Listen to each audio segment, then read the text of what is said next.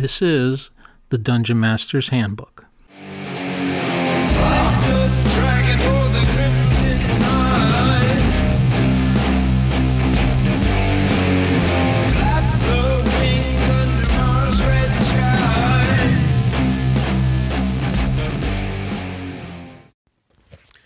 Hello and welcome to the year-end episode of Dungeon Master's Handbook. I'm Michael Shorten, Chicago Wiz, and I'm really glad you're here. You might notice I have a froggy-sounding voice. That is courtesy of a lovely Christmas-time cold that I've gotten from one of the many grandkids that were here. We had a fabulous Christmas. We celebrated with the family here at my home for the first time. We did the full meal. I did a tremendous amount of cooking, a whole lot of wrapping, a whole lot of preparation, and I think that's why I was so exhausted and got the cold shortly thereafter, and I've spent the last 3 days just utterly miserable. However, my world in Minecraft looks amazing. I won't get into that, but my grandkids are now having fun going through and exploring all of the things that Papa has done for them.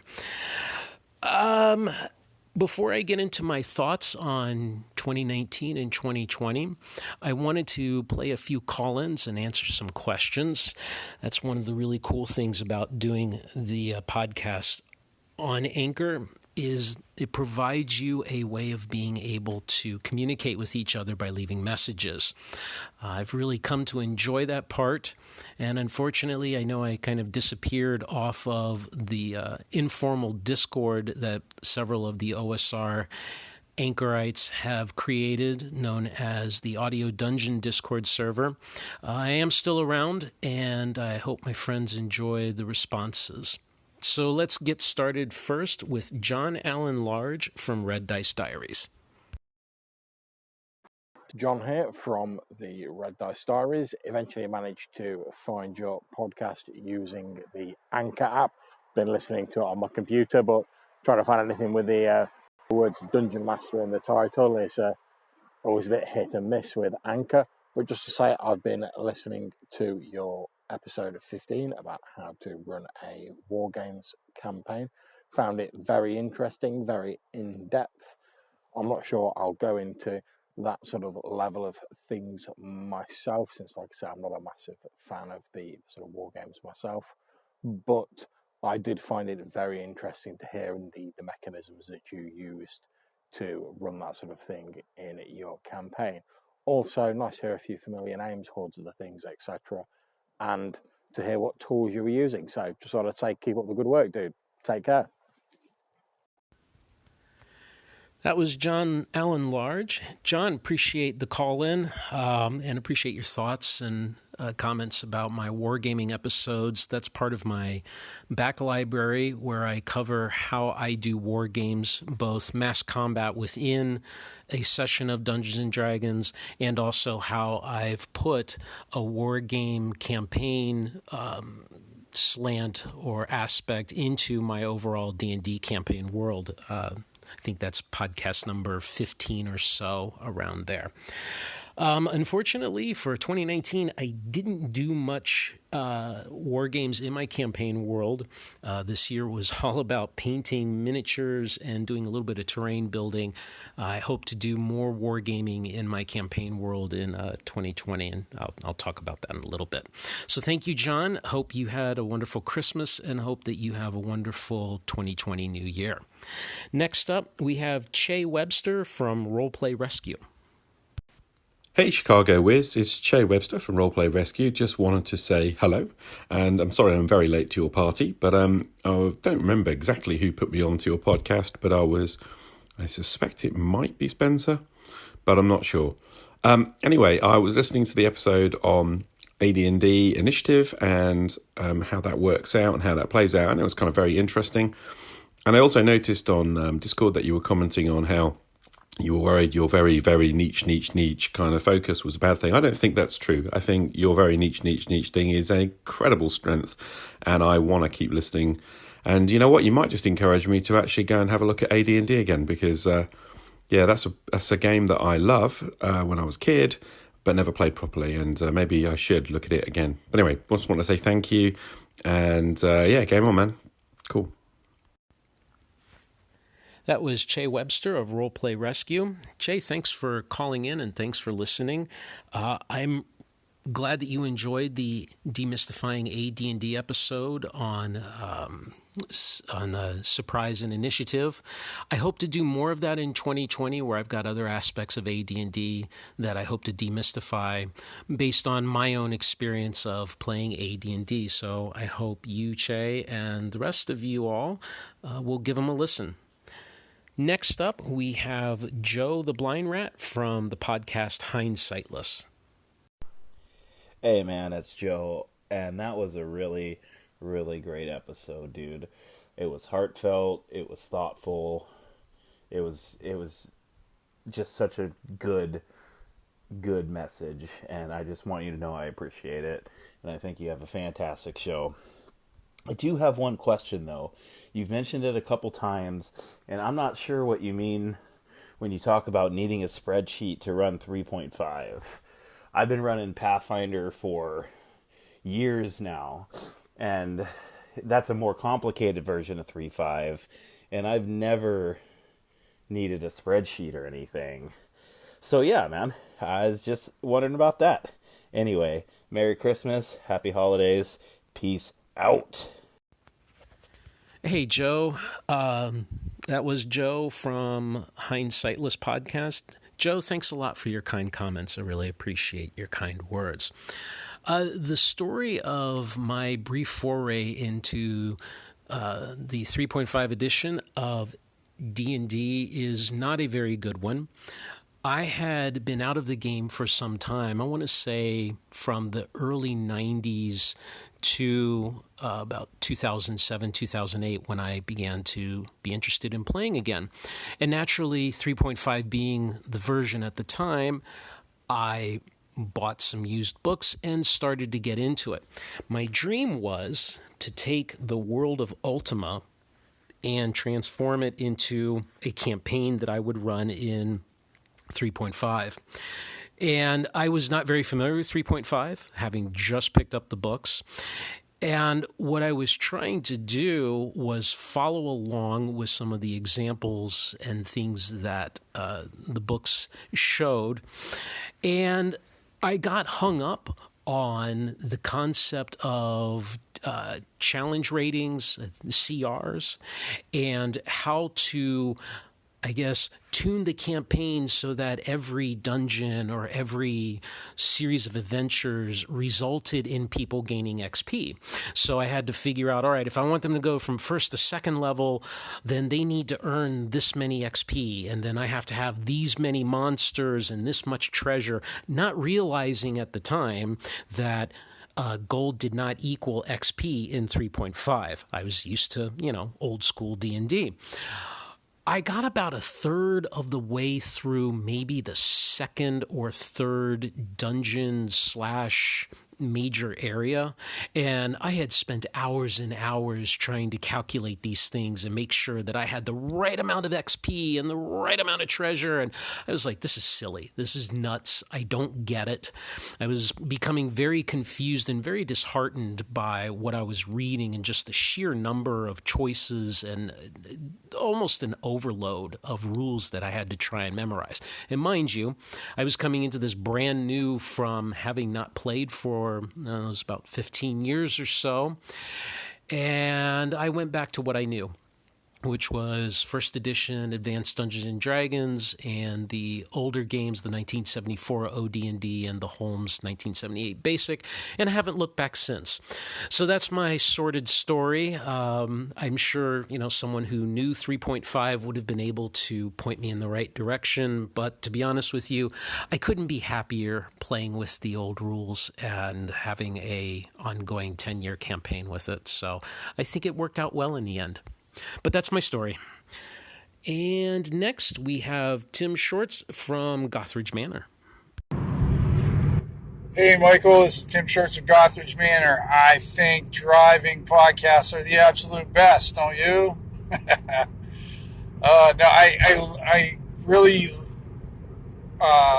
like the way you approach the guy with, the old school. I don't know if you want to call it philosophy or whatever, and just kind of gave him the information, let him decide on his own, because the fifth edition can definitely get a bit overwhelming with everything out there, but maybe with some free PDFs with the old stuff that might kind of ease him in a little bit better. But yeah, hey, have a great holiday, Michael. Hope everything goes well for you and you get to enjoy some time off, and we'll talk to you soon, man. Keep podcasting. Hey, Tim. Thanks for calling in. Tim Shorts of the Gothridge Manor has been around since what I call the first age of the OSR blogs. I remember Tim coming in and right away just being a wonderful contributor, so positive, so upbeat, always had great things to say and great things to contribute. And wow, Tim, you've really kept the home fires burning. So congratulations on a long run, and looking forward to hearing more from you. I will definitely try to do more driving podcasts, so look for more rambles in the future. Hi Mike, it's Common Century here. Just a very quick message to return your Christmas wishes, and the same to you and your family. All the best to you and in the new year. It's a bit frantic on Christmas Day, but I thought I'd get you a quick message off, and yes, hopefully we can continue our little back and forths about stuff. I do have a question for you, but I'll put that in a separate message. All right, well, I hope you have a wonderful day. Thank you. Cheerio. Bye. That was Mr. Goblin's Henchman of the Goblin's Henchman podcast and blog. We exchanged some emails over the concept of Advanced Dungeons and Dragons Initiative, as I had explained it. He had some very interesting questions. But what I thought was really awesome and true to the word of what Gary and TSR told you to do, make it your own, he has made Initiative his own. Instead of trying to mess around with percentages of who can be surprised versus who will surprised, and individual dexterity providing a better response time, he's making it all into the concept of bonuses, plussing and minusing it, so that all he's doing is a d6 roll, adding and subtracting to come up with the number of segments, or the likelihood of surprise, if I remember it correctly. But that is the whole entire thing. At least knowing the rules then gives you a foundation for being able to tweak with it. Now, that's what I like to do. When I get something, I will try to figure it out as it stands, and then I'll play with it. Do I like it? Do I not like it? But I have that foundation to work from, and that's exactly what Mr. Goblin Henchy did. And well done, sir, and I look forward to hearing more of your comments and thoughts in the future. All right, so let's go ahead and wrap up 2019 and get ready for 2020. I'm recording this on Monday, December 30th, and tomorrow will be New Year's Eve. I am thoroughly glad that 2019 is over, and I'm very much looking forward to 2020.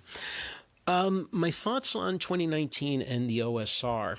I think it's been a year of change for our little movement, our little scene, however you want to look at it. We certainly saw a lot of change in where the community itself gathers with the shutdown of the Google Plus service and the subsequent splintering of where folks go to feel their community, do their social thing, exchange ideas. On a personal level, I've been involved with the OSR Discord scene. I've obviously kept myself in the blog scene, as well as joining the podcast scene. And I think it's very vibrant.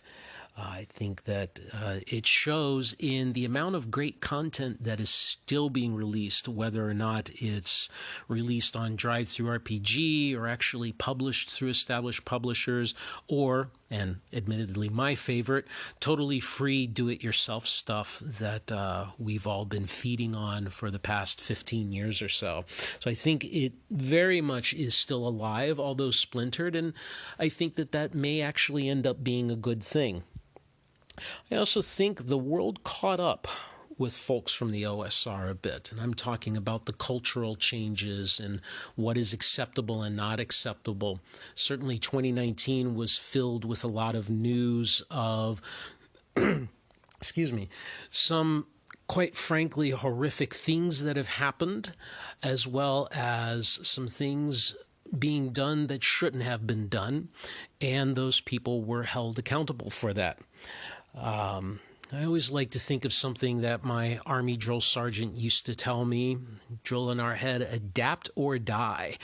And whether or not, you view this as a good thing, a bad thing, or as I feel, it's a little bit of both, the old world and the ways that were around when Dungeons & Dragons first came out, and as it's grown through the 80s and 90s, those ways are no more. The world has changed. And we, as a hobby, as a scene, have to adapt to that new world or we die. It's evolution.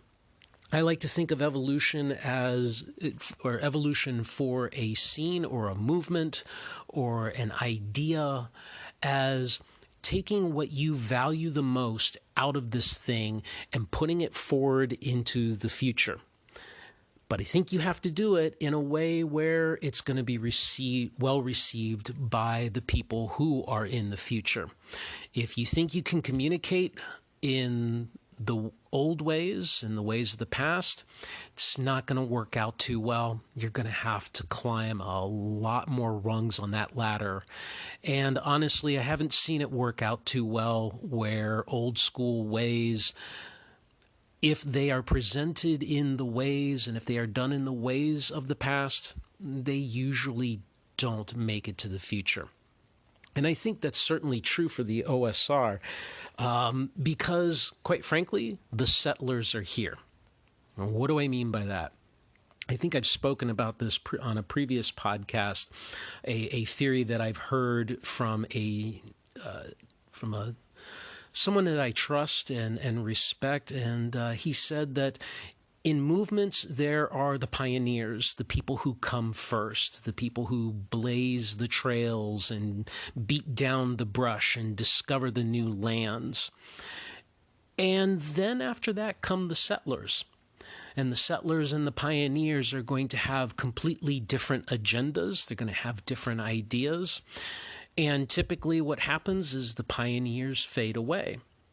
And we even saw a little bit of this in the OSR in 2019, and I'm talking about the release of things like OSC, the Old School Experience books, a recasting of the BX rules, when it really overshadowed in excitement and in mind space and mind share what Labyrinth Lord had done 10 years earlier.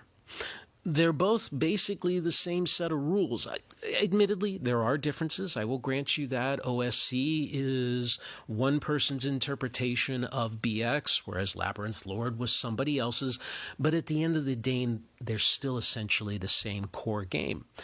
But everyone's excited about OSC. It is the new thing. It is the settler. And I think we're going to see a little bit more of that as we go into the future. So those are my thoughts on the OSR and 2019. My personal reflections on 2019.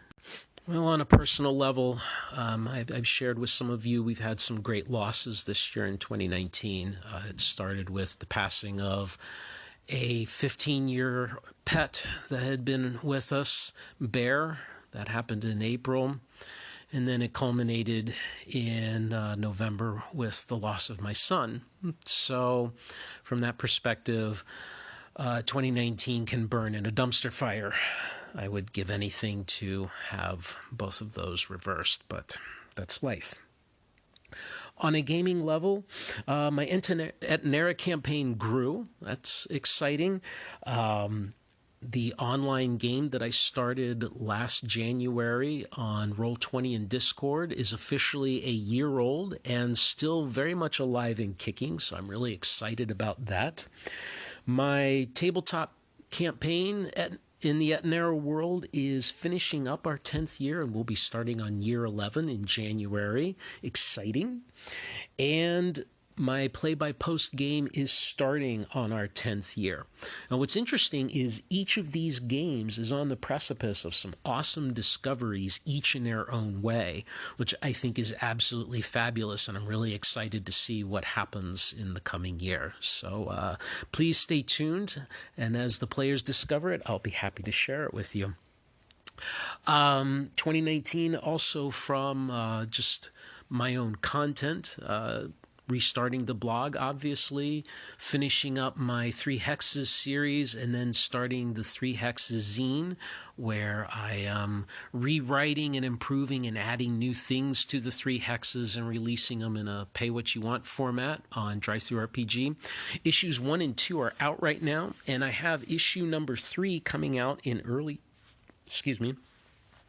January. That will include quite a few of 3 Hexes for sci-fi and modern campaigns, so I'm looking forward to that as well. I also painted a ton of minis. I painted on the order of close to 300 figures. Unfortunately, I got a lot of figures, so I didn't end up clearing off as many as I had hoped off of the Lead Mountain. It's still about the same, but, you know, there's 2020, and maybe I'll get to the fabled land of Zero there. I also ran quite a few games of Chaos Wars. Chaos Wars is the newly revived Fantasy Miniatures war game by Ral Partha. Yes, Ral Partha Miniatures is still alive and well. They're owned by Ironwind Metals, and I am proud to be a demo team member of the Ral Partha group. I go to conventions and events, and I run games, or I'll produce content on the internet for Ral Partha and for the Chaos Wars game. So I'm hoping in 2020 to have a podcast with the man behind all of this new Ral Partha goodness. That would be Jacob Fathbruckner. I just have to actually ask him and get him on the show, and we'll talk about all things Chaos Wars. So look forward to that. And then finally, I have managed to get some regularity in my that sounded bad. I've managed to be more consistent with my one-on-one game with my wife. She's very excited that we've been able to play more D&D together, as well as my 5th edition campaign with my family using the Minds of Phandelver. That is ticking along nicely. We generally get to play about once a month, and I've promised them a New Year's Day game, so they are looking forward to that. So let's talk about the year ahead, 2020. What do I want? Well, personally, I just want to be able to play more games. I'm not going to paint as much miniatures this year. In fact, I'm sure that Jacob Fathbruckner of Ral Partha is not going to be happy to hear. He's bugging me for some Elven cavalry because he knows how much I hate painting cavalry, but he likes how they turn out. So, Jacob, I will get those figures done. It just may take me all year. I want to play more games. I've started the Northern Illinois Fantasy Miniatures Association, and that's a group of us that get together semi-regularly to play fantasy war games. I want to keep that going. I want to play more Etnera D&D. I want to make sure that we play at least once a month for the tabletop. I want to have that regular online game going and keep the play-by-post game going, as well as run the game for whoever else wants, if they want to experience my world. And I want to do more terrain and models this year. Right now I'm doing a model of the Moat House from the venerable TSR module T1 Village of Hamlet. I'm running a chainmail OD&D game at GaryCon using the destroyed Moat House, and I'm having so much fun making the model. It is turning out to look fabulous. I'm really excited, and I want to do a little bit more models, make the tabletop a little more exciting when you see the things that I can put out there, and I have fun doing it. What do I hope for the OSR in 2020? I hope that we have less rules and more settings.